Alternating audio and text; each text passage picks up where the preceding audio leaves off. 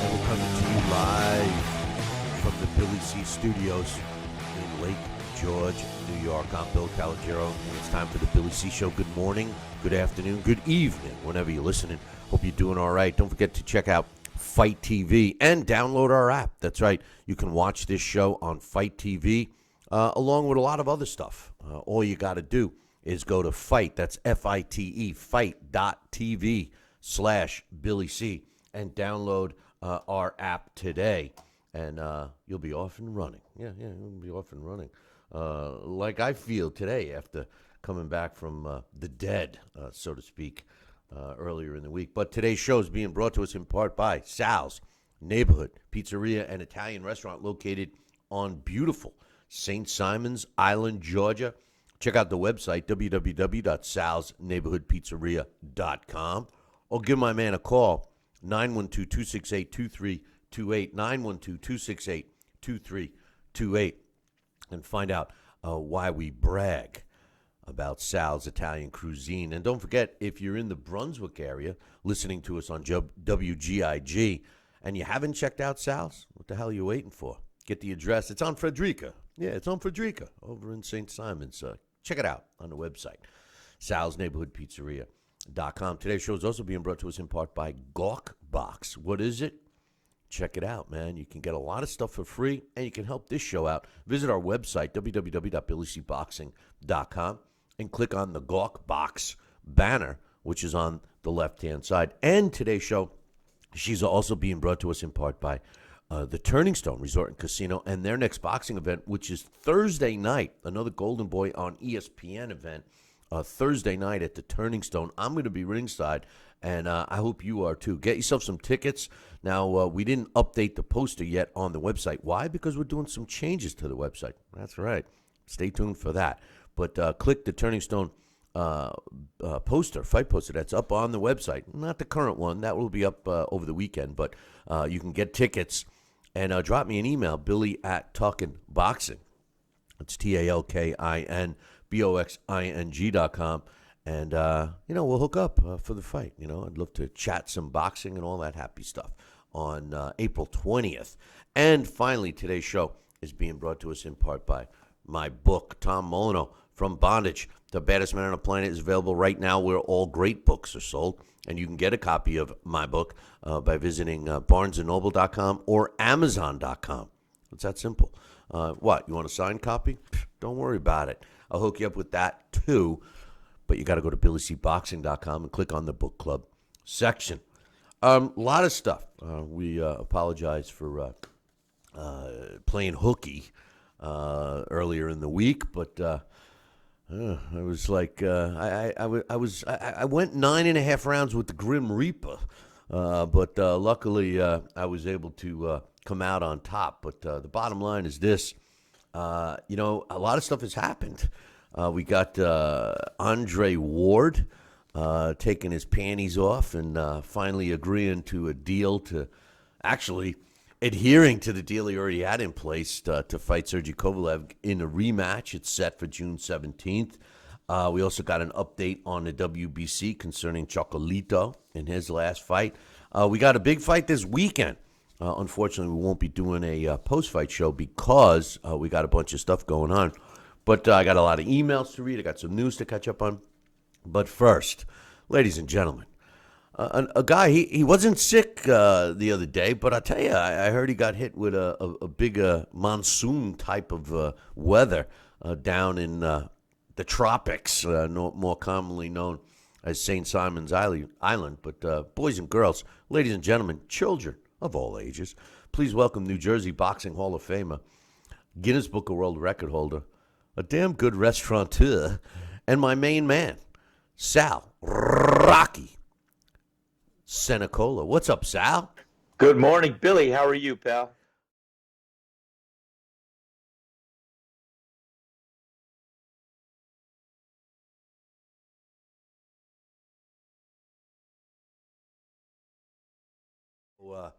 I tell you, I don't get sick very often. But when I do, it's like that. It's like that. But when I do, Like those Sekis. exactly.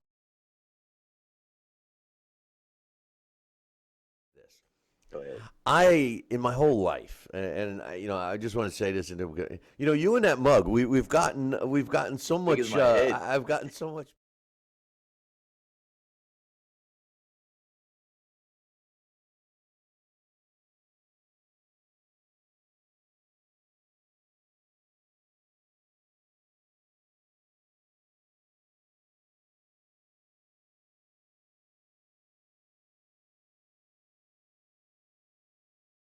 But listen, I don't. I'm just gonna say this. I don't normally get sick. I mean, I'm 56 years old, and in my whole life, I may have got sick, and I'm talking about vomiting, maybe a dozen times in my life. But when I do What vomit, you do? it's like Forget it's about. not like like you hear somebody that says, "Oh man, I just got back from the bathroom, and I." When it's me, it's like, oh my God, what's going on? Is somebody being murdered in there? It sounds like my feet are going to come out of my mouth, and that's what happened. And it was terrible for 2 days. But I got a positive, Sal. You want to hear the positive? I can't wait. Lost 15 pounds. There you go, Yeah. man. So You might have had a touch of food poisoning, Bill. yeah, well, I tell you, You as might much have. as I hated being sick, the bright side of it is, hey, it was a It's nice little weight loss trade-offs. program. It's trade-offs. Go.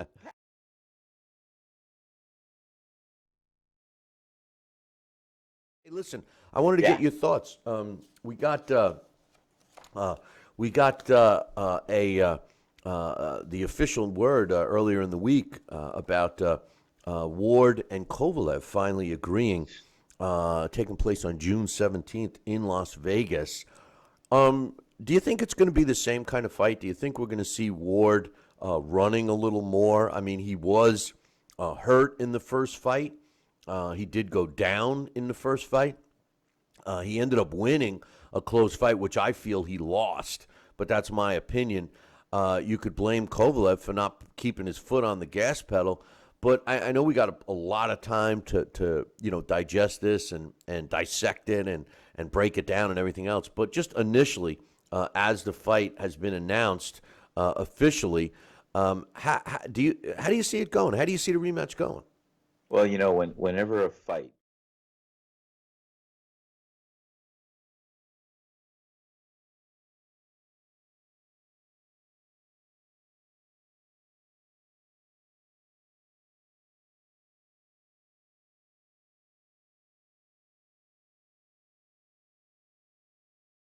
And each fighter is going to enter that ring that night knowing or feeling in their heart of hearts that they're going to best the other fighter by looking at all the options and everything that they learned from their opponent in that night in that ring. So I think it's going to be a great fight.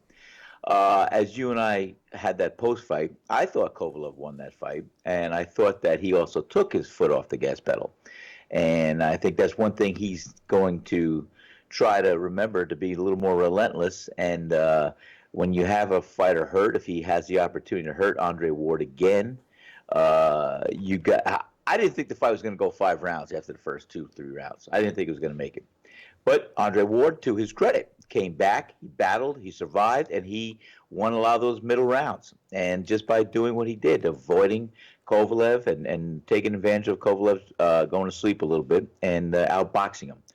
Um, and they're going to remember what they did. So I'm so excited that this fight is going to take place. And I think that Andre Ward is going to box a little bit more. He's going to try and avoid Kovalev's heavy hands. And Kovalev is going to have to learn how to put the pressure on him, cut off the ring, and be relentless. He's got to punch. He's got to be a machine. He's got to move that head. He's got to block some punches. He's got to take some punches, but he's got to be able to land some solid punches. And if he ever has Andre Ward hurt again, he's got to look to finish him off early.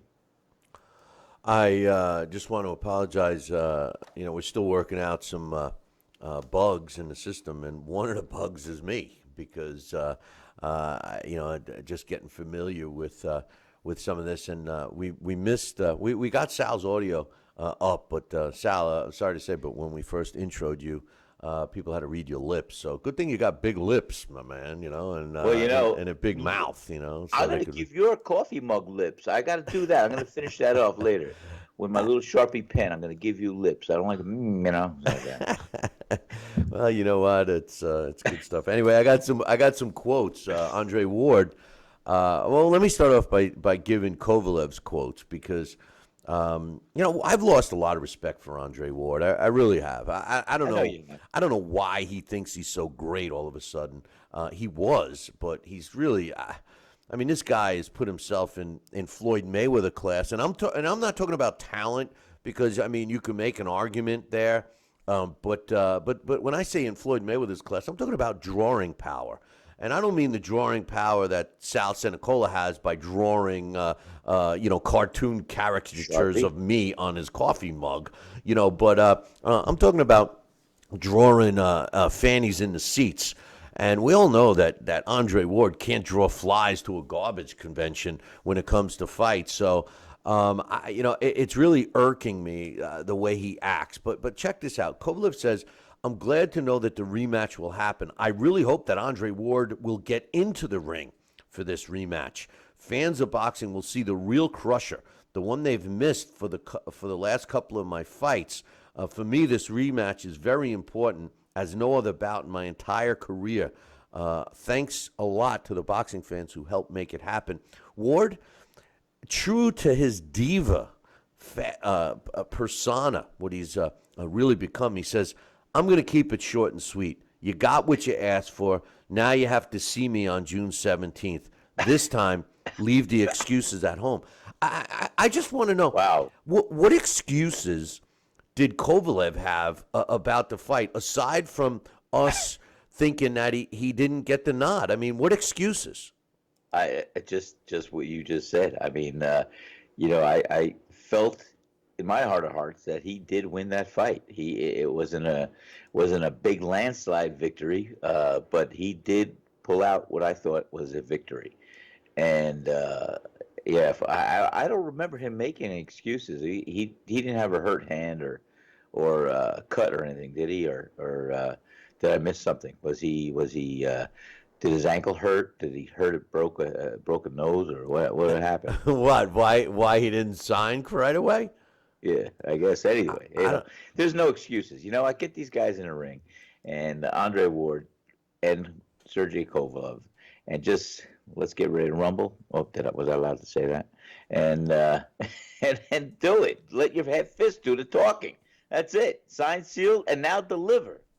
Yeah, and you're right. Excuses. No, I think what happened here in this case was that Ward wanted a 75 square foot ring, so they agreed to a 24-foot, and which makes me really think that Ward is going to run, run, run. What do you guys think? Drop me an email and we'll discuss it on the next show. Billy at Talking Boxing. But some other thing Big I ring. want That's a big ring. well, 20. It's. I was exaggerating. It's 24 square, and Right. that's still a big ring. It's still a big ring. But it's up to Ward. I mean, it's up to Kovalev to. He knows what he's going to do. He knows what he's up against, Sal. He He knows that knows. Ward's going to run and be the biatch that he is. So it's really up to Kovalev to make the fight his. I mean. In my opinion, he's going to have to break down the ring, and he's going to have to bully. In my opinion, Got to be rough. He's got to be tough. He's got to be bully. You're he's right. got to He's gotta show. go in. He's got to show absolutely no respect to No, Andre exactly. Ward. What do you think? I think you're right on. I mean, he's got to go in there confident that he is the victor. He's going to go in there. He's got to win. He's got to cut the ring off. He's got to land some heavy blows.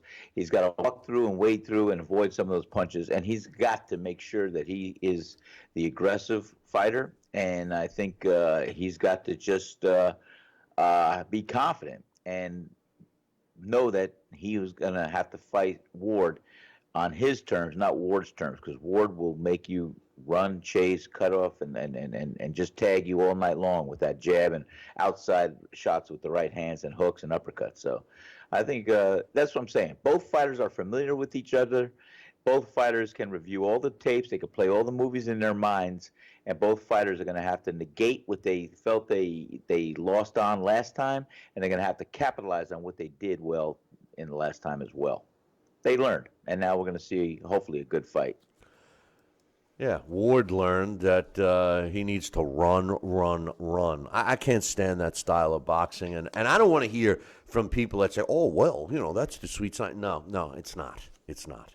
Watch the fight this weekend. Vasily Lomachenko is the pure definition of the sweet science, but we'll get into that. One thing I wanted to mention real quickly, and I got a bunch of emails to read, Sal, is that the WBC immediately has approved and ordered a rematch for Rung Vizal against Chocolito Gonzalez, based on how great the first fight was, et cetera, et cetera.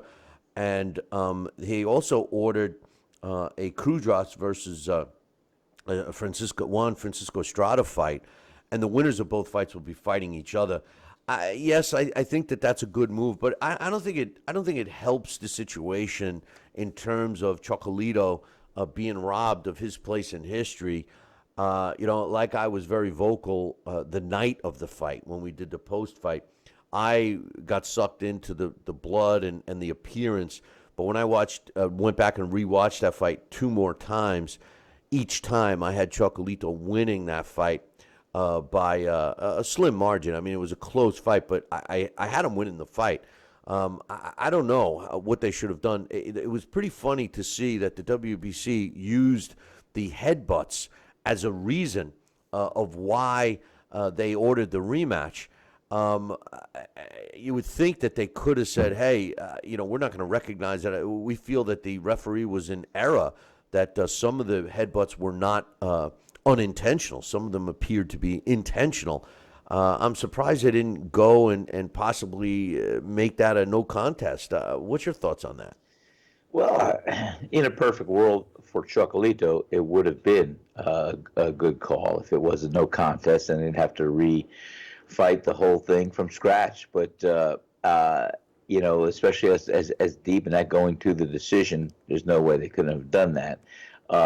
And again, they have to practice some type of diplomacy in arranging this fight and letting us know what, in their opinion, occurred that's going to demand a rematch. Because if they do not have some type of diplomacy that they can adhere to that makes some sense, we will see the lack of credibility enter the ring. Who knows? So they're going to call it what it is, and they're going to put it up as what it is. But the true fight fans and Chocolito's side really know what it is. But it is a rematch. So, yeah, they changed history for him. And, I saw that fight, and I did give Chocolito the victory by slight margin the first time I saw it.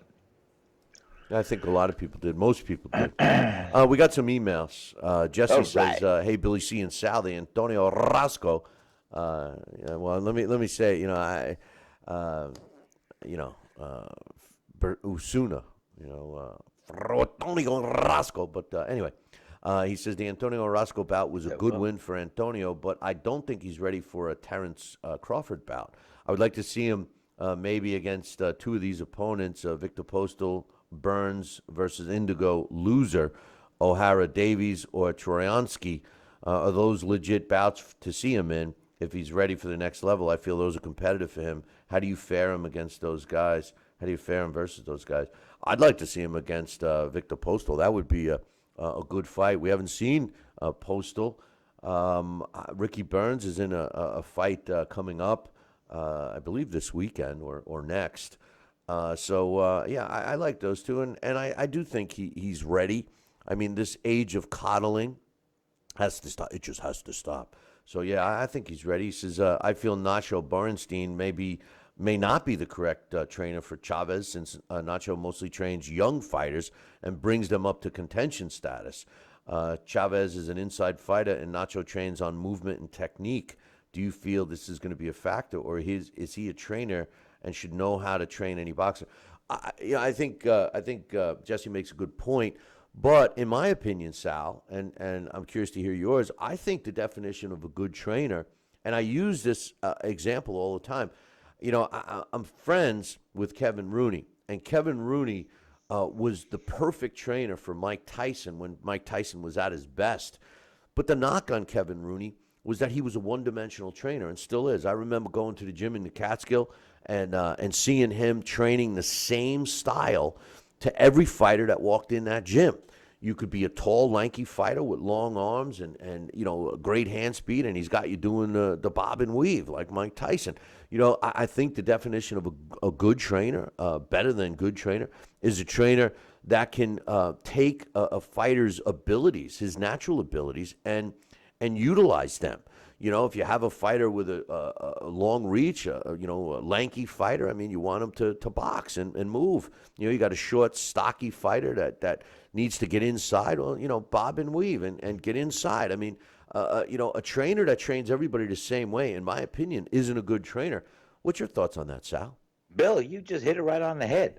You see, a trainer's job is to assess his pupil, his fighter, and see what his strengths are, what his physical features are. And you're right. If you're a tall, thin guy, and you're like a Victor Postal or you're like a Tommy Hearns, you could be a puncher. You could sit on your punches. You could deliver them, but you're also going to learn how to box. You're also going to learn how to hit people on the outside and look for opportunities and jab and uppercut and hook and move and outbox a person. If you're a shorter guy like myself, you're going to learn how to cut the ring off. You're going to learn how to work yourself in. You're going to learn how to slip punches and get in there and rattle, just ring off the combinations. And, so you're going to take the attributes of a fighter and his limitations you're going to recognize as well. And you're going to enhance those and make them positive. You take whatever's negative, you make it a positive, and you take what's positive, you enhance it and make it full blown. That's exactly what a good trainer should do. I think that in Chavez Jr.'s case, I think he is what he is. I mean, you're not going to teach him. I would like to see him learn some new tricks, but you're not going to teach him tricks. I think his weakness is discipline. I mean, he breaks a fighter down. I mean, he works the body like his pops.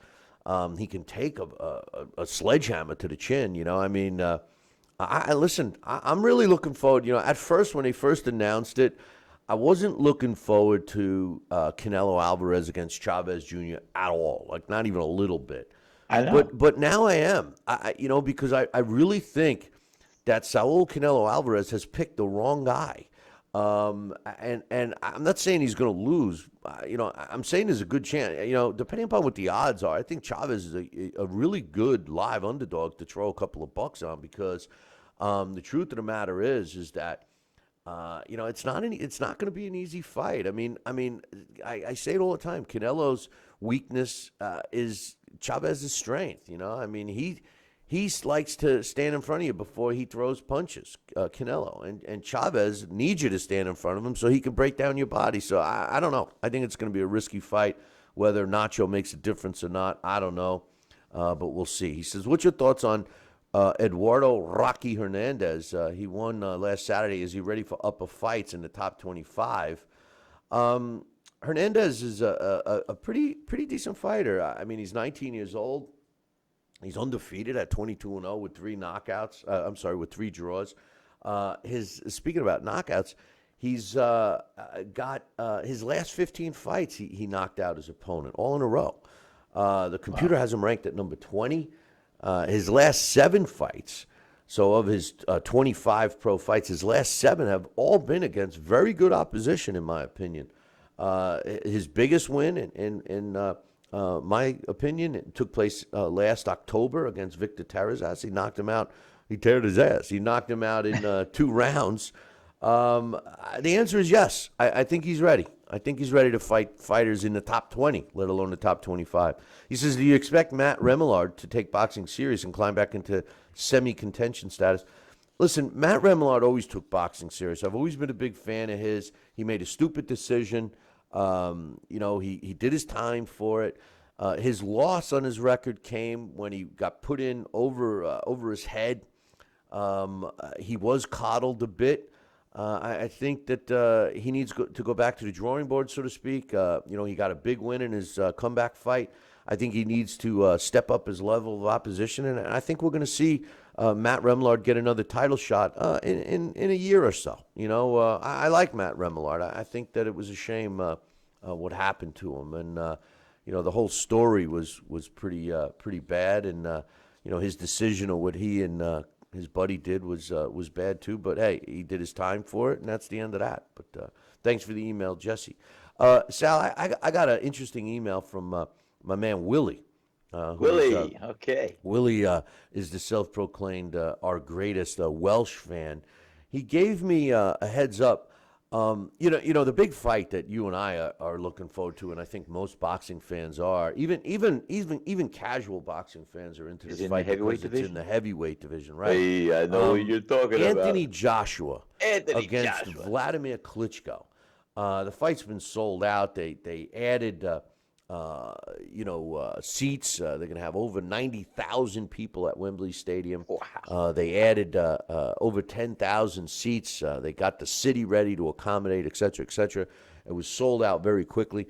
Well, Willie was kind enough to send me a heads up. Do you know that on the, what do they call it? I don't want to call it the black market, but, the resale industry of tickets. Guess how much? You mean scalpers? A ticket, yeah. Guess how much? Well, now they get around that. They have service charges. It's no longer. So it's politically correct. You don't call them scalpers anymore. yeah. Well, now they have the way they get around the scalping thing. Used to when you buy a ticket, if the face value of a ticket's $100 and you spend $150 for a scalper, they could arrest the scalper for selling it above face value. But now they have what they call service charges. So they tack a service charge on like StubHub and stuff like that. Anyway. Check this out. Anthony Joshua versus Vladimir Klitschko. What do you think, Sal, Rocky Senecola, a ticket is going for right now over on the other side of the pond? Take a guess. Ringside? Any seat. Any seat. I think it's got to be well over 1,000, maybe 10,000, maybe 25,000 ringside. I don't know. I'm thinking maybe a couple grand. A couple of grand for a premier seat, either ringside or in the first few rows, right? I'd say at least 10,000. What if I told you in a U.S. dollars that they are getting? Are you ready for this? I know you're sitting down with that. I'm ready. In U.S. dollars, U.S. dollars, $240,000 to $250,000 for a seat. No way! Come on, are you kidding me? I'm talking comeback for Sal Rocky Senecola. I mean, come on, Philly C, you're my new manager. 33 and a third. 200. It's 200,000 pounds, which is about between 240 and 250,000, depending upon what the currency exchange is. But can you believe that? I mean, that's what they're getting for these seats. Unbelievable. It just goes to show you what this is the listen. Again, Mayweather has nothing to do with this fight, but Floyd Mayweather was exceptional at generating pay-per-view dollars and views, et cetera, broke all the records, when he was part of the fight. But I'll tell you something he's never been able to do. He's never been able to sell out an arena that seats close to 100,000 people and then garnering outrageous aftermarket sales, ticket sales like this.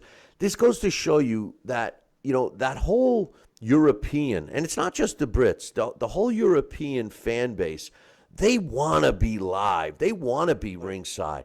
And if they're willing to shell out $250,000 to be there, I mean, wow, is that different than the fans here in the States or what? Well, it's relative. Of course, big time. But, I mean, you're going to have the, heavy hitters. And I'm sure if Mayweather was to make a comeback or some, top draw in Vegas, you're going to see, I don't know if you can see 25,000 a ticket, but, you could see it up there. And you're going to have your upper echelon boxing fans who have money that, relatively speaking, is more like $250 versus 25,000. I have that wealth that are probably going to want to be fashionable and ringside. So, but the fans out there are very, very passionate about the sport of boxing, and like we are here, but they really go above and beyond. It's a celebration, it's a party, it's whatever it is, and it's a big event. And I don't know if people have the wealth and the money to go spend $25,000 to see a fight. God bless them, boy. I'll tell you. You know what I love about watching the fights, especially in the UK, is the fighters come out, they start singing, and people. Yeah, Then again, you got to remember. the celebration.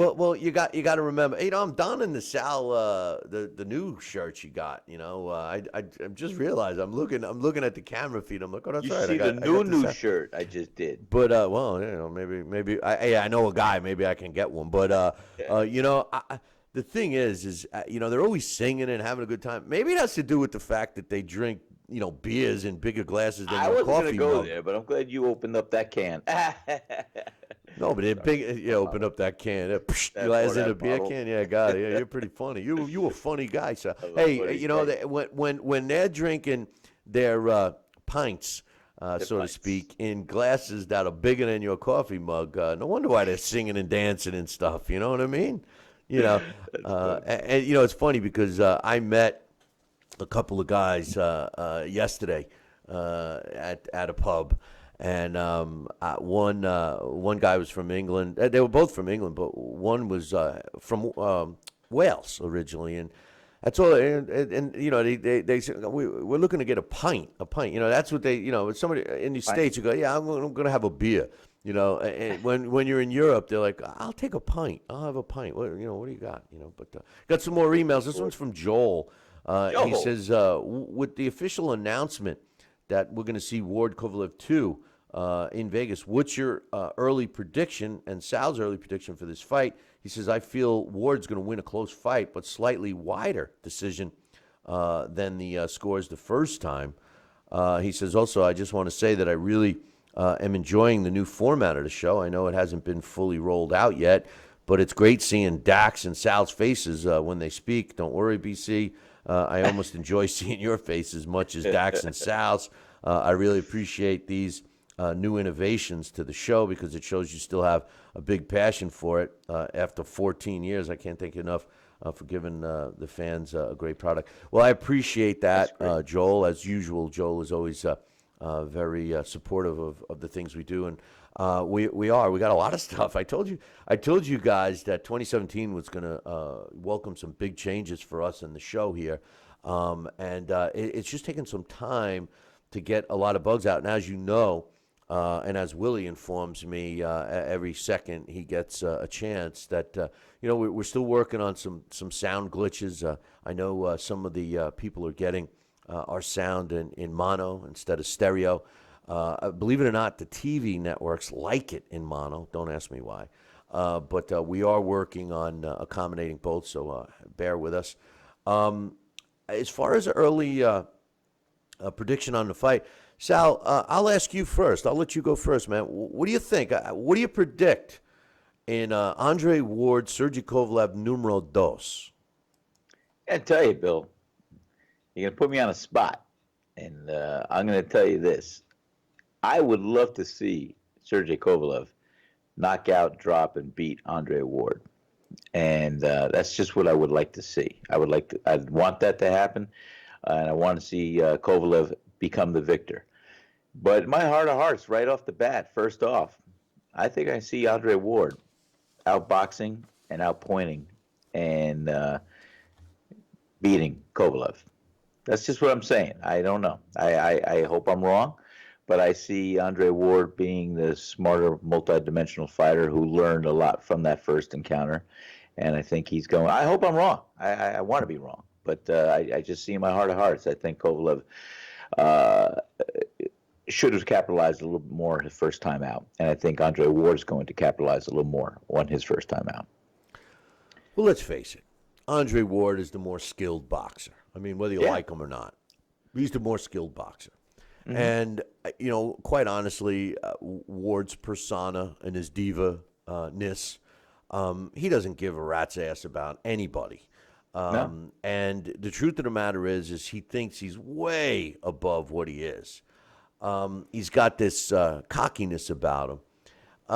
But with that said, I agree that I think that he is going to totally not care. I think in the first fight, he actually was trying to make the fight exciting and he was trying to show that he belonged in the division, and he made some mistakes, so to speak, by getting, close enough for Kovalev to do some damage. I don't think you're going to see that in the second fight. I think No. you're going to see Andre Ward on his bicycle from the first bell to the final. He's going to try to steal it. He's got one of the most overrated trainers in the world in his corner, in Virgil Hunter. And Virgil Hunter's belief is to run, run, run, run, run, run, run. And Sounds like a song. yeah, exactly. And they try to define that as the sweet science, which is bullshit. It's just, the truth of the matter is, I think the burden of this fight falls on Sergey Kovalev. I think Kovalev has to go into this fight, like I said earlier, with absolutely zero respect for Ward. I think he's got to make it an ugly fight. I think he's got to try to piss Ward off. And I think he better, with John David Jackson, they better work on cutting the ring off on a runner, work the body, get in close, and hope that Ward doesn't catch him with something that could put him on his butt. He does start out a little cold, so maybe Kovalev should work on starting out hot. I'm with you in a sense. I think Ward is going to make it a boring fight, but I too want to see Kovalev knock him out, and I think he's got the potential, and I think he's got the capabilities. I think the burden is on Kovalev. I think Kovalev has to prove that he could be the force that people had hoped, and he's right about what he said in his comments. He hasn't been the same. Whether he's fighting cautiously, who knows? Who knows what the thing is? But this is his shot. He had all the titles, and he lost them. Now, we could argue that he got robbed. We could argue that Ward didn't win the fight. We can make that argument just like Chocolatito fight. But at the end of the day, he's got something to prove. He's coming in again making less money. He's coming in as the challenger this time. He's coming in as a guy that's got to set the record straight and prove something. He's got something to prove. Ward thinks he's already the best. So I'm going to right now, I'm going to pick Kovalev because I think the drive is there. I think he's got a lot more to fight for, and I think he's going to succeed. So we'll see. We'll see. I hope you're right, Bill. I hope you're right. Like I said, Kovalev is going to have to win by a knockout, and if he does not, I believe that Ward is going to outbox him and win by points. Yeah, well, I mean that's the safe bet, really. Yeah. I mean, when you think about it. But thanks for the email, Joel. Next one here is from my man Mitch. He says, so there's a guy on YouTube who's got, I'm not going to promote anybody, but he's got lots of views.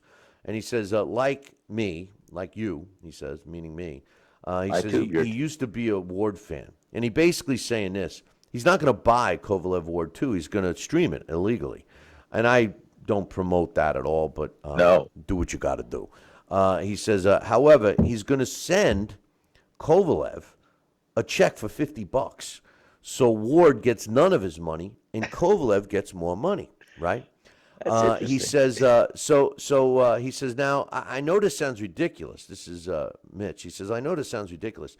However, he's got lots of followers of a video. So one guy asked him, how do I send Kovalev my money? He said the guy makes a check out to him, and the guy whose channel he says the guy says, just make a check out to Kovalev and send it to Main Events. Then another person chimes in and says, I want to do it too. And that pay-per-view needs to have a system. When you buy a fight, you get to choose who gets your money. And Mitch says, I'm not going to say any of these ideas will work or that any of them are the correct thing to do. But could you imagine if all loyal viewers like this follow his lead? He said that could potentially be an extra $700,000 in Kovalev's pocket. He says if crossover viewers of his video followed, it could get crazy. It won't happen, but it just got my attention. Send you $50 to Kovalev, watch a live stream instead, and let Rock Nation take a big hit for Ward's salary again. He says, just when I think it's just hot air based on frustration, others are asking how they can join in. He says to make out a check to Kovalev and send it to main events. He says, I know nothing may come out of it, but it's interesting. Thanks for the email, Wow. Mitch. I will say this. To me, that falls into the realm of what we have talked about Many times. I know where about you're the, going. the purse splits. Maybe they purse. should consider having these purse splits, based on who wins the fight. Right. If the fighter that wins the fight gets more of the purse, I think that would be more instrumental to keep his foot on the gas. I mean, you've been an advocate of this for a while, right? I said, what do you think the origination of how it evolved? It is prize fighting. It's a boxing match, but it's prize fighting. The winner of the fight should get the larger purse. The loser should get a smaller percentage. That's it. It gives the fighters incentives. It gives the fighters what they want to dream about to make happen. And I'm telling you, that's why it's called prize fighting. Let the winner of the fight get the larger percentage of the purse. And that's how it should be. Hey, listen, Thank you very everybody much. knows I promote my book, and until everybody has a couple of copies at their house, I'm going to keep promoting it every day. But let me just tell you Absolutely. this. Back in the day of my guy, Tom Molyneux, and if you read the book, you'll learn this, but they used to basically put up money, and the winner got all the purse. Right. I mean, what they used to do back in the bare knuckle days is the loser, they would take up a collection from all of the spectators, and they would pass a hat around, and they would put money in the hat for the loser of the bout based on his performance and what have you, and that's the only money that he would get. Now I'm not suggesting that that would work in today's world, but a percentage split would, even if it's just a slight percentage, 60-40. You have a purse. Years ago they used to say, like today we have a purse bid, right? And what a purse bid means is, they'll have a purse bid on a fight, and let's say it's $100,000. Then they have a purse split. How so many goes to a champion, so many goes to the challenger. Well, why not do that for every fight that's a major fight? Say, okay, here's the purse. We got $50,000 on the line for this fight. The winner gets 60%. The loser gets 40%, or the winner gets 70%. The loser gets 30%, something like that. I tell you what, you're not going to see close fights anymore, right, Sal? No, no, you're not. That's what I'm saying. That's prize fighting. Let them have the incentive. Let the winner get the majority of the purse, and definitely, I would love that. I'd be an advocate for it, and I'd be one to promote that. Well, hey, you know what? Absolutely. We'll see what happens. But okay, Okay, moving ahead. Thanks with the emails. Don't forget that's great. if you take the time to drop us an email, we'll take the time to read it. Just drop me an email, Billy@Talkin. That's TALKIN BOXING.com. There's no G in talking for us. I want to get your thoughts on this because I'm a little. It's perplexing to me. I'm confused. I'm so confused about this. We all know, and you've been there. We've done shows there together. But the International Boxing Hall of Fame, and this year it's set for June 8th through 11th, and I'm probably going to be there hawking my book.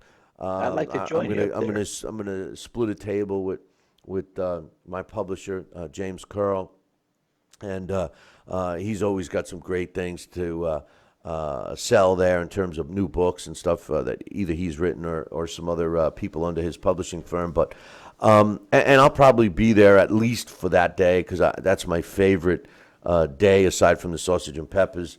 But here's the thing. I'd be lying if I said that over the past several years that the Hall of Fame has digressed, in my opinion, not only in numbers of people going, but just the way it is. I've said that I don't like the way the powers that be at the International Boxing Hall of Fame herd their fighters in and out like they're cattle. They make the fans limited. They have limitations on how you can access these fighters, and keeping in mind that when they first opened, it was very. I mean, the crowds were unbelievable because the fighters were so accessible. And quite honestly, I'm a sports guy, and boxing is one of those sports that the fighters are the most accessible athletes in all of professional sports, and to hinder that is a problem for me, and I think that it's a problem for many fight fans because the numbers have dwindled.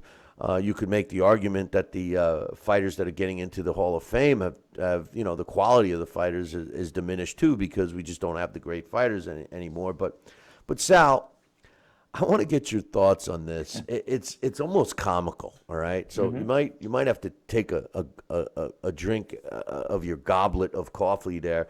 Here's the thing. Here's the thing. As he takes a sip from the goblet, boys and girls, man, geez, go Sal. You sure there's not any whiskey there? I remember the last time you threw down a couple of shots of scotch. I got a story for that too. Off, but I got to forget about it. Anyway, so what we have is this. They announced now in case you've never been to the International Boxing Hall of Fame, they have all the ceremonies and stuff, and it culminates with the Parade of Champions at the end, and. One year they used to have, relevant people as the, grand marshal of that parade. Basically, they get to ride in the seat of the car, and wave to the boxing fans. They used to have relevant people to the sport of boxing in there. They had Rosie Perez one year. Now, I know she's an actress and stuff, but the reason why I supported Rosie Perez is because Rosie Perez is an advocate for boxing. You see her ringside. I mean, she knows the sport. She's I think she's an asset to the. She's got a nice asset herself, but she's she's an asset to the sport. And I've met her ringside, and she knows what she's talking about. And I had no problem, But this year, Sal, they just announced that the Grand Marshal of the International Boxing Hall of Fame is actor Eric Braeden. Who? Well, I was going to say, he's obviously a household name, right? I mean, everybody knows who Rosie Perez is, but Eric Braeden, I mean, you know who he is, right? No, I'm sorry. I have to research that on imdb.com. No. I'm sorry. Did I promote that too? Oh no! No. Let me. Oh yeah, you did. But no. Let me. Oh, it's happening, sweetheart. It's happening, sweetheart. But anyway, he basically plays a character named Victor Newman on The Young and the Restless. I want to know how far has the International Boxing Hall of Fame sunk when they got to bring in a Young and the Restless. Now, in case I know we have a lot of viewers and listeners from on the other side of the pond. The Young and the Restless is a soap opera. It's a daytime soap opera. And this guy has been doing this for 37 years, since 1980. He's been on the Young and Restless. And he's the Grand Marshal. I looked into. He's got no connection to boxing, let alone any sport. I mean, yes, he's on his resume. He's been on some shows like Hawaii Five-0 and Mary Tyler Moore, Rat Patrol, Gunsmoke. I know nobody that has been born in the 90s or later ever even watched any of those shows. But still, I mean, the guy is. He was born in Germany and came over here in 1959, started acting later in his career, and he's been in some movies and stuff. But the bottom line, for the last 37 years, he's been Victor Newman on The Young and the Restless. What's happening to the sport when the International Boxing Hall of Fame has a Young and Restless star as the Grand Marshal of their parade, Sal Senecola? Well, I'll tell you what, that's a first one for me and a hard one to swallow. I don't know. I just remember I went to the inaugural indoctrination of the Boxing Hall of Fame, and let me tell you, it was wonderful, wonderful. And as you said, the fighters were so accessible. I was shaking hands, having conversations with Billy Conn, Archie Moore, Muhammad Ali, right in the eyes, shaking hands, and it was great. Carmine Basilio was up there. And Willie Pep, and you're talking to these guys, and it was fabulous. It was such a success, and then I don't know how many years transcended or continued in that style. But I know the last time we went up there, we had a great time, and I was able to see a lot of my old friends, and it was great. And I saw Aaron Pryor, but I was allowed into that circle. It wasn't like they were accessible to the public. It was like they were herded in like cattle, and you had to be careful. You had to be somebody to get in to see them. It's a shame. And I don't know with this Grand Poobah that's going to be there for this year's Boxing Hall of Fame. I don't know what's on his boxing resume. I'm sure he has a very successful acting resume, and that's great. Congratulations to him. So I think there should be a notable boxing figure as the Grand Poobah of the Boxing Hall of Fame. I'm sorry, that's my opinion, Billy. See? Uh, you think? I mean, it's a boxing international Hall of Fame. I mean, I would vote for that. Big. You know, have somebody that at least. I mean, have somebody that's at least associated with the sport in some way, shape, or form. I mean, you're dragging out a 70-something-year-old daytime soap opera guy that most boxing fans don't watch. Nothing against the young and the restless, but, I mean, who really gives a rat's ass about that? I don't know. I don't know. I think they could have dug a little deeper and found someone a little more accessible or eligible, I should say. I just want to thank Ed Brophy and all the cronies up there in the International Boxing Hall of Fame. You're being very successful at pushing people away when you should be welcoming people. It's a shame. And this year is going to be probably one of you know what? They got Holyfield being inducted, so he's going to be there, and Marco Antonio Barrera will be there as well. Obviously two big stars. People are going to want to see Holyfield. But the thing about Evander, and I've gotten to meet him myself several times. I mean, I had my world champion on a fight card when he was fighting in Denmark. He's the nastiest guy you ever want to meet. I mean, he makes Michael Mora look like a nice guy, and Evander Holyfield, I mean, he's not accessible when he's accessible, so, I think they're going to have a record terrible year. And I mean, why not have someone, I mean, if he's the big name this year, and obviously he is, why not have someone associated with him? Why not get a guy like, I mean, just for argument's sake, Mike Tyson or even Kevin Rooney, a guy that maybe hasn't been in the boxing spotlight for a while. I mean, somebody. I wish even Evander's trainer, who I had the fortune of training with, why not get Don Turner or somebody big, somebody that is known in boxing, in the boxer's circle. It doesn't have to be internationally, worldwide known, but if fighters know him as a fight person, it'd be great. They can get so many other fighters. They get Boom Boom Mancini. They get somebody. Come on up there and just be the welcoming committee. Hey, Billy, see, they get you. I don't know if I mean, I'll ride in. I mean, listen, I'll take one for the team. I'll sit in the back of that old car. Absolutely. And I'll do it. I mean, come on. I think I'd be a better choice than a young and a wrestler. Well, you would be. That's what I'm saying. You're a knowledgeable fight guy. You've been in the ring, and you know what?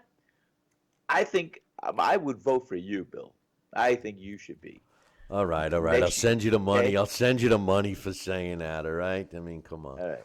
Hey, I was talking about the $50. I was talking about the WBC ordering the Chocolatito rematch, but the WBA earlier in the week ordered Leo Santa Cruz, who just won his fight, his rematch with Carl Frampton, to fight a rematch with Abner Mares.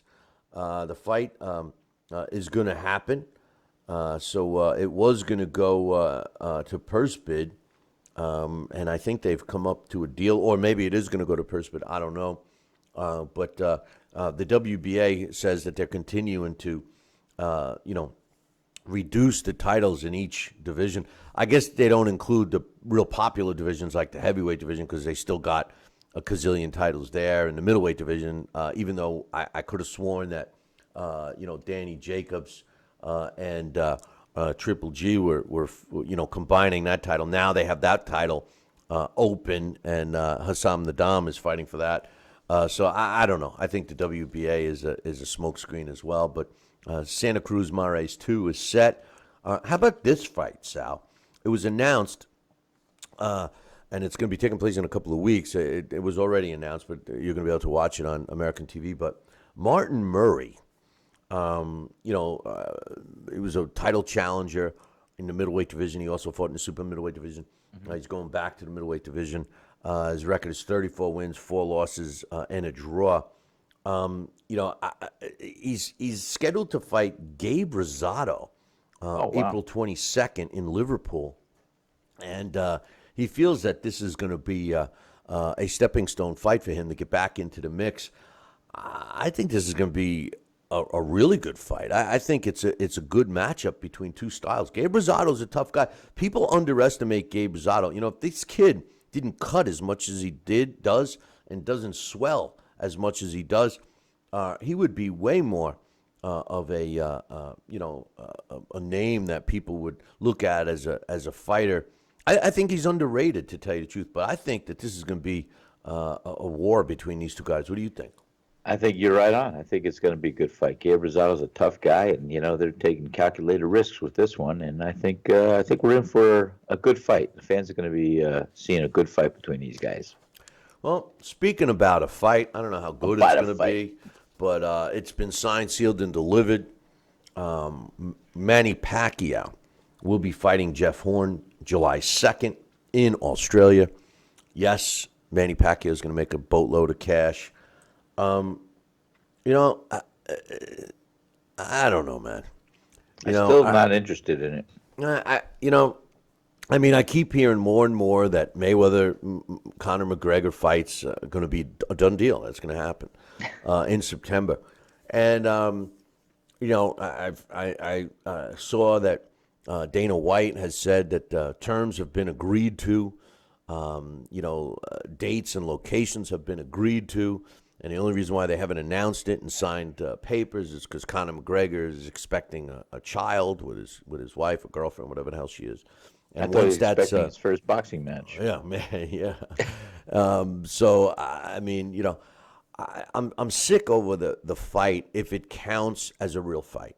If it's an exhibition, hey, I'll give him I'll send him my money, But if the Nevada State Athletic Commission, because assuming it's going to take place in Nevada.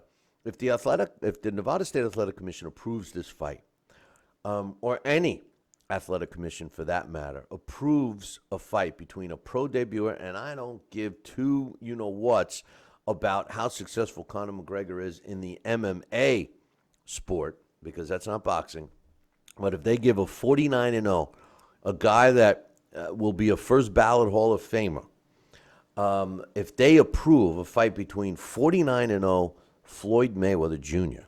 against a pro debut fighter in Conor McGregor, I tell you what, I think the credibility gets flushed down the toilet quicker than all the throw up that I had a few days ago. Sal, what do you think? I think there you go again. I think you're right on. And, but here, listen to this perspective now. We're just assuming it's going to be a sanctioned boxing match. Wouldn't it be incredible if this happens to be Floyd Mayweather making a debut into the MMA realm of fighting? Unbelievable. That's another thing that could happen. We never spoke about that, Billy. You don't know. You don't know. Think about it. Good point. I doubt it. I know. And good point. Maybe he's going to put the facade. Maybe he's a whirlwind beater when he uses his legs, feet, knees, and everything else. So maybe, just maybe, Floyd Mayweather is going to make the crossover into MMA and fight him on his terms. That's the only way they could sanction it. I think you pronounced that wrong. You said whirlwind beater. It's a woman beater. That's how you pronounce it. I knew you were going to go somewhere. I throw out the fishing rod to give the bait, and bam, you got it. Way to go. Floyd Mayweather is a woman beater, not a worldwide beater. But the whirlwind, he's a woman beater. But should Floyd Mayweather do that, Wow. fight in MMA, Wow. that's a whole different ballgame. That's a Th- wow. Then I'm rooting for. I'm rooting for McGregor. I'm no. If I'll tell you the I truth, root for Floyd. I will tell you the God's honest truth. If Floyd Mayweather had the you know whats, which he doesn't, they're really teeny. They're like the size of peas. But if Floyd had the you know whats to step in a cage with Conor McGregor, I would be rooting for Floyd. I would root for Floyd. I'll be the first to say it right now. I would root for Floyd in that fight. What you would root for McGregor? No, I'm teasing. I would root for Floyd. I mean, I really would. Think about that. It just hit me when you were saying that, and because you know what? Because there is no way. I just cannot see any credible sanctioning body giving this fight the credence and the credibility of being a sanctioned fight if it was on a boxing terms. But we never looked at the fact that maybe, just maybe, Floyd Mayweather is going to go over to the MMA and do it on their terms. That would be a hell of a exception to the rule, no? Yeah, it would, and I would love it. I would love it. I would love it if it happened, but it's not gonna. But anyway, back to the issue. Manny Pacquiao against Jeff Horn. What you started to say, I agree with. The only fight that really made a difference, the only fight that I care to see Manny Pacquiao in is a rematch with Floyd. This time, and that should be the one that says no excuses, because Manny Pacquiao had a plethora of excuses after that fight, and hey, nobody wanted to see Manny Pacquiao knock the crap out of Floyd Mayweather more than me, but it makes me sick to see fans that make responses that say, oh, I rewatched the fight and actually Pacquiao won that fight and everything. Pacquiao did not win the fight. He did not. I mean, there's no way. I mean, Floyd won the fight. But the fact that he won't give him a rematch shows you that Floyd, you know what? Maybe Floyd got hit a little too much. I don't know. Maybe Floyd said to himself, hey, if this is what he did with one hand, I don't have a chance against Manny with two hands, But anyway, for Manny Pacquiao to fight Jeff Horn, I think it's kind of sad. I think it's good for Australia because, there'll be some fanfare there, but I don't really.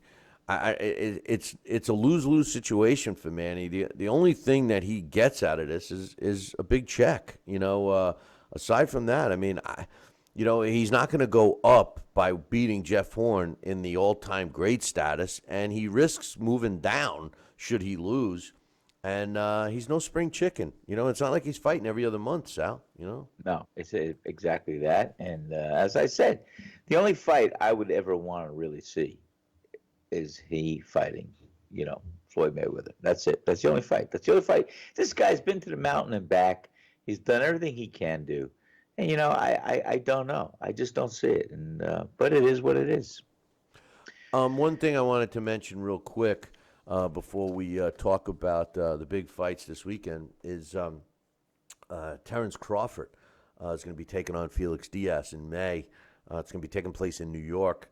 And I love Terrence Crawford. I think that, he's what we need in the sport of boxing. A guy that can box.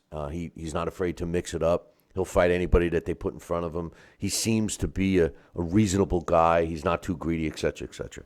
And what I love the most about him is for the first several fights, I mean, he was brought in as the opponent and upset the apple cart. And then finally, people realize how talented this guy is. And now all of a sudden, everyone's singing a different tune. But he's fighting Felix Diaz, who's a good fighter too. But I just don't think he's on the Terrence Crawford level. It's taking place in May. So we will get to that, obviously, over the coming weeks. But a couple of quotes. Diaz says on the May 20th, it's going to be an incredible opportunity for me. When I was arguing with my manager about finding the biggest fights out there, Crawford was number one since he's the best out there. And it's such an amazing opportunity to finally get that fight with him. I find it interesting that in his comment, he says, when I was arguing with my managers, here is something that you always say, Sal.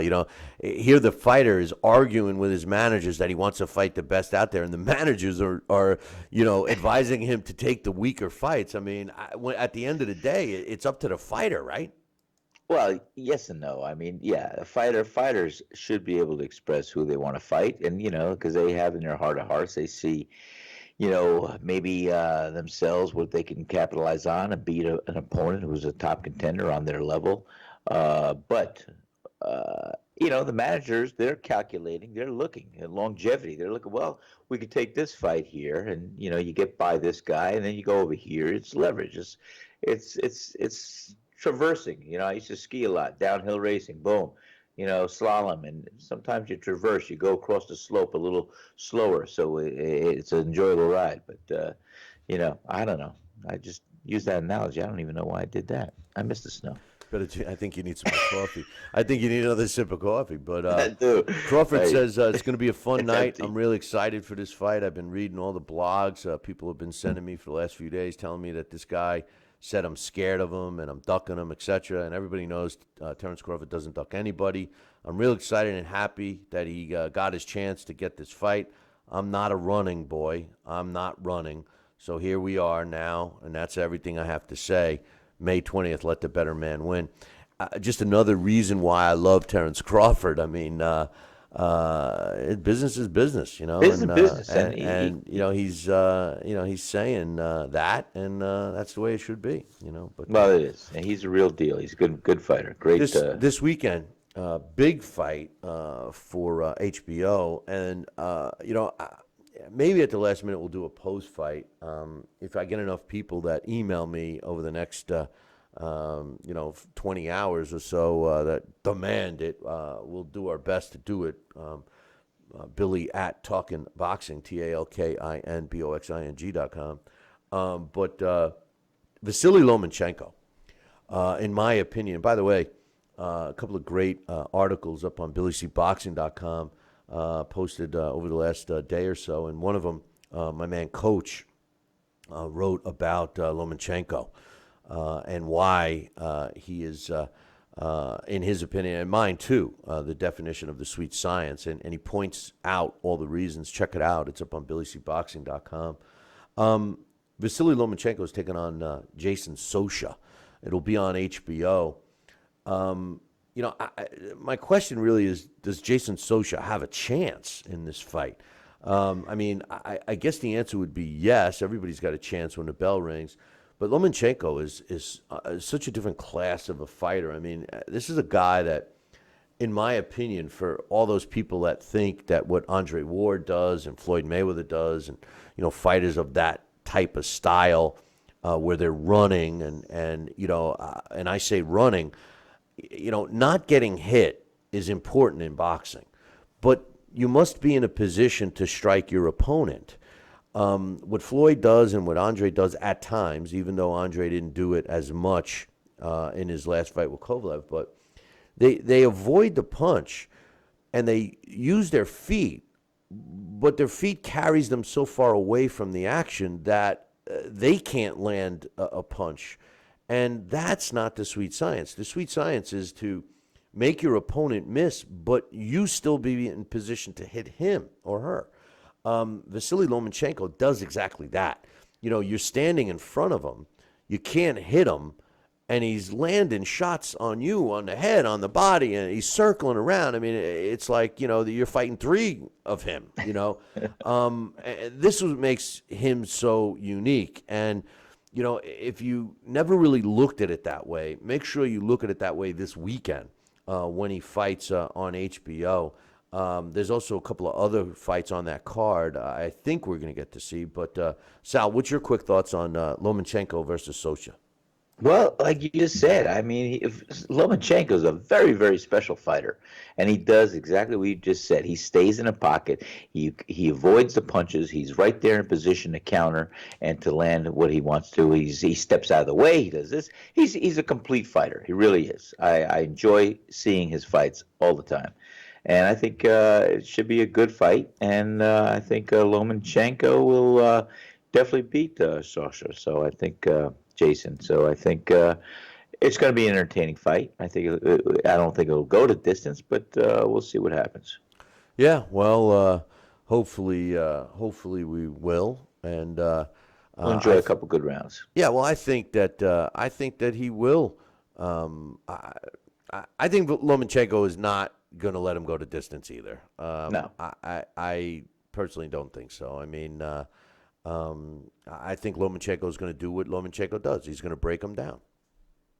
You know, I love watching his style because his feet are always underneath him, even though he moves. He's one side, this side, boom.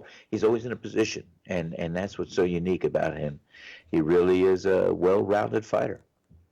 Yeah, well, so is Santa Claus. He's well-rounded too, and Humpty Dumpty. He is. Humpty He is. Dumpty He as well. fights down that chimney, Yeah. Billy C.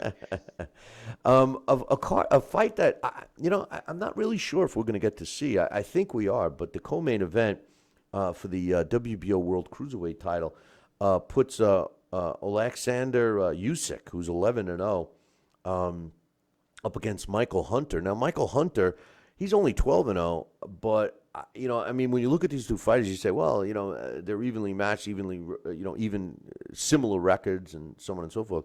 But Usyk seems to be so much more polished than Hunter. I know you haven't had a chance to really take a look at this fight, but Usyk you've seen in the past. I mean, this he's a dangerous fighter. What do you think? Yeah, he's a dangerous fighter. He definitely is, and you got to be careful. And definitely, I think it's going to be a good fight. I mean, It's a good fighter. in Hunter's case, I think that he's a strong young fighter, Yes. but I think he's definitely outclassed. I think in this one, I just do. I think that I think Hunter is being rushed. To be honest with you, what do you think? Well, it's something to really see what's in a fighter's heart, mind, and his skill level. And he constantly coming up the ranks. He's improving. And some fighters, bite a little bit more off than they can chew. But that's how you test them, and you learn where they are in their career, and you go from there. So let's see what he does. Maybe he could rise to the occasion. Maybe his handlers feel that way, and we'll see. We'll see. You got to give him a shot. Yeah, well, I mean, that is what you got to do with that, and you got to go. You got to do what you got to do, right? Got to do what you got to do. I know you like those shots. Yeah, I like the shot. I like those I'm shots teasing. too. I'm But teasing. I'm another teasing, Billy C. another fight that is on the card, and like I said, I don't think that we are going to be able to get it. Is another Alexander Vodzadik is going up against Unieski Gonzalez, and to me that's another big fight in the light heavyweight division, and the card is pretty good. It's coming from Maryland, I believe, and then Sunday. There's another fight, Josito Lopez. Well, I love watching Josito Lopez. He's taking on Saul Corral on FS1. So make sure you guys tune into that. But listen, if you really want us to do a post-fight show, drop me an email and I'll see what I can do. No promises. We are still working out some stuff with the website now. So that's going to be the next thing you see. And we're going to put it all together. We're going to put it all together, Sal. Put it all together. It's And got it's going to look together good. and flow. Yeah, the ebb and flow. There you go with The your ebb and flow. and flow. And not to be confused with Flo from the TV commercials. You remember Flo? We won't Do talk I about remember Flo? She's still on. Is she still on? She didn't go no whiz. I don't know, but she's flowing. Yeah, she needs to. I need to flow. But anyway, again, I apologize for any things that took place due to our short schedule this week because of me coming down with the whatever I had. But and also bear with us with some of these learning curves. We are going to be unveiling some great stuff over the next. You're going to see changes every day. Last time, all I could see in the chat room was, "Oh, Sal's video image is so perfect, and Billy C looks so tiny," and it's like, okay, well today, thank you, guys. I got to admit, your set today looks really good. Like if I were you, Well, I wouldn't my girlfriend move designed anything. it. She put it together. Well, I had nothing to do with it. No, just the way everything's positioned. I would leave everything the way it is. As a matter of fact, a guy with all your money, what I would do is I would get another computer and set that up when you're not in this particular studio and leave everything the way it is right now because it looks perfecto, my friend. thank you, Bill. I appreciate that, and I will pass that on to the lovely lady who did this for me. I Well, then, appreciate hey, it. pass on the whoever's got to get me a new style T-shirt, man. I mean, come on, wait. Why aren't you donning one? Absolutely. Why I aren't think you donning one? you and Joel are gonna get one too. Forget about Absolutely. Joel. How much ass does he have to kiss? I mean, come on, man. I mean, come on. Anyway, Boy. hey, I got this. How about this? On this day, April 7th. Can you believe it's April 7th already? I mean, April it 7th. just seemed like we were talking about the holidays being over and stuff. We're already like you said to me. I don't even think we were on air. I think we were talking on the phone, but you were like, the first quarter's over already, and I was like, you're right. The first quarter's over, and obviously, us being in business, we know that because we got to file taxes and stuff. But Texas. specifically payroll taxes. But That's right. first quarter's over, boys and girls. It's So over. 1/4 of the year of That's 2017 right. is already behind us. That's correct. Oh yeah, it is behind me. It's right next to It Joe. is. It's right over there. In case you guys don't know what I got in that case, I got Joe a signed pair of trunks from Joe Frazier, and the one below it, one of my favorite fighters, Kid Gavilan. Kid Gavilan. Oh wow. I love those things. But anyway, on this day, April 7th, in 1972, Bob Foster knocks out Vincent Rondon in the second round to unify the world light heavyweight title. Took place in Miami. On this day in 1962, Paul Pender wins a 15-round decision over Terry Downs to win the world middleweight title. Took place in Boston.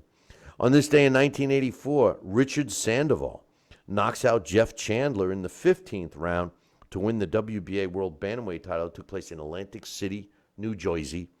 On this day in 2002, Johnny Nelson knocks out Urza Sellers in the 8th round to retain his WBO World Cruiserweight title. It took place in Denmark. Denmark's a pretty cool country.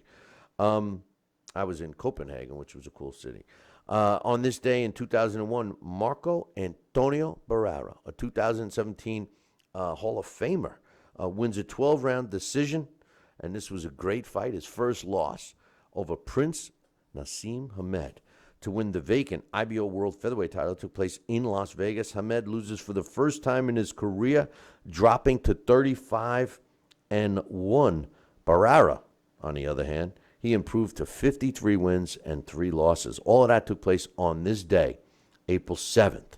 Sal, do you have any final thoughts for me and the rest of the boys and girls out there? I think we had a very good time here reading the emails and talking about some good topics here. It was a good show, and I wish everybody a safe, happy, healthy weekend ahead. I And see Billy, you I'm guys, glad to see you're back on your feet, and pal. I was just going to say, I'm glad to see you guys are up above water. What happened? I mean, because we had torrential rains here for the last several, I guess, 5 days in a row now. But what happened? Was the same thing going on with you? Well, we had some storm that blew right through. There were some tornadoes in some of the surrounding counties, and I know down St. Augustine got slammed up the coast, and here we are in St. Simon's Island and Glenn County and Brunswick, and we lost power. The winds were, I mean, the thunder, the lightning, the storms, thunder and lightning and storms, and oh my, it was terrific. It was horrific. It was everything you would want in a thunderstorm and more. It was big, and we were out without power again for a while, and but today looks like a beautiful sunny day, a little nice breeze. Probably get up to 85 degrees, and it's a little too warm for me at this time of year. But hey, Everything you would want in a storm. I, I'm okay. sorry. I'm a former storm chaser. I'm sorry.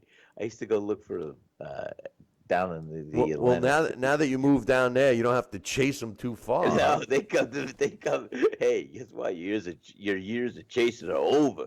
Here we are.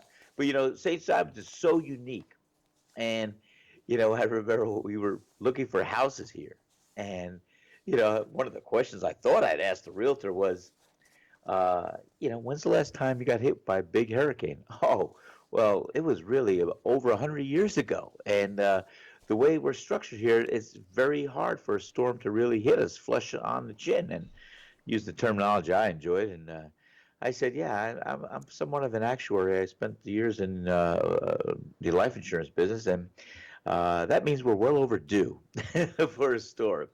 And sure enough, Hurricane Matthew was enough that we had to handle and deal with at the time.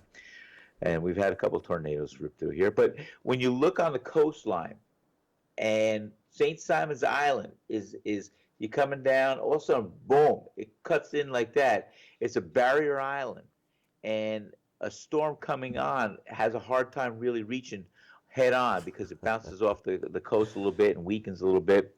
And we should almost be in the central time zone because we are almost underneath Ohio. That's how deep that cut is into the longitudinal kind of barrier. Or Hey, Slip Mahoney, I don't think Ohio is in the central time zone, but you missed no, the yeah, it call. is because I lived in Because we Cleveland. got a storm front moving in over here, and it's going to push down underneath I mean, the way you were describing it looked pretty good, but Look, uh, and like I said, the coast comes down and boom. All of a sudden, like it looks like someone took a big scoop, a shovel, a spoon, and took out, some of the coast, and that's where we are, tucked in that pocket. yeah, I go over to where they dumped that shovel full, and when I go to St. Simon's, all that grassy marshland, isn't that where they dumped all that stuff when they scooped that out? They did. Well, listen, boys and girls, we had, like I said, keep your eyes peeled for some more new stuff. We should have everything fully functional over the next week or so. And I'm not talking about just on the show. I'm talking about the website and all of our social media. Everything is all being tied together. I got some great news for all of our contributors and writers. You guys are going to be able to update your own damn stories now, which is going to be great. A lot of stuff has been going on while yous was sleeping. That was a segment we used to have. But anyway, hey, listen.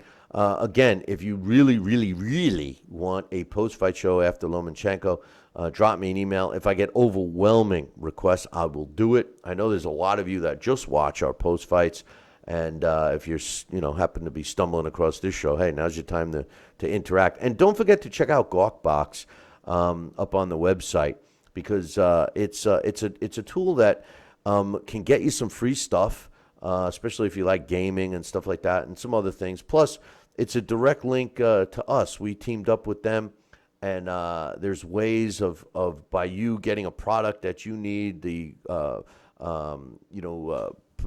providers or what's the word I'm looking for? The owners of those products, so to speak. Basically pay us or tip us. That was the way they do it. It's pennies, but a lot of pennies add up to dollars. And the way Ooh. Sal is bringing in storms in St. Simon's, he needs a few dollars. So all of that stuff. But anyway, make sure you tune in next time. Same bat time, same bat channel. Until then, ciao, baby.